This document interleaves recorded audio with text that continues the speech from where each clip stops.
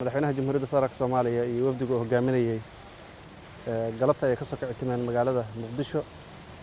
garoonka Djibouti waxaan soo gaarnay isla galabta waxaana si heer sare ugu soo dhaweeyay ra'iisul wasaaraha dalkan Jamhuuriyadda Djibouti mudane Cabdiqaadir Kaamil Maxamed iyo wasiirka arrimaha dibadda iyo xubno sare oo ka tirsan xukuumadda iyo golayaasha Djibouti Djibouti iyo Soomaaliya waxay isku yihiin hadda ma aha waxaan halkan kaga sheekayn karno waa dalkeeni labaad waa dal markii aan tabarta iyo taagta iyo talada haynay aan xoog badan gelinay waa dal markii aan liidanay aad noo soo garab qabtay 19 sano ka horna halkan magaalada Carta ee dalka Djibouti waxaa guul la taaban kara laga gaaray shirkii Jamhuuriyadda Djibouti gaar ahaan madaxweyne Ismaaciil Cumar Geelle markii uu talada dalkan qabtay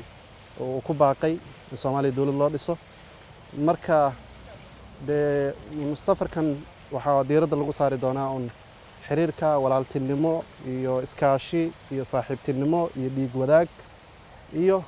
hiilka joogtada ee walaalaha Djibouti ay noo muujiyaan sanadihii u dambeeyay inaan sii dardargelino sii xoojino inta ugu muhiimsan madaxweynuhuna madaxweyne Farmaajo wuxuu berri wada hadallo dhinacyo badan taabanaya la yeelan doonaa madaxweyne Ismaaciil Cumar Geelle muhiimadda ay noo leedahay inaan Djibouti imaano inaan ku soo noqono waa dal walaal ah waa dal hiil ah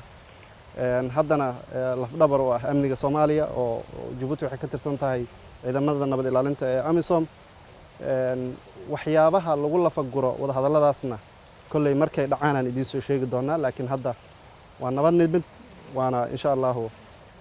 booqasho xiiso leh noo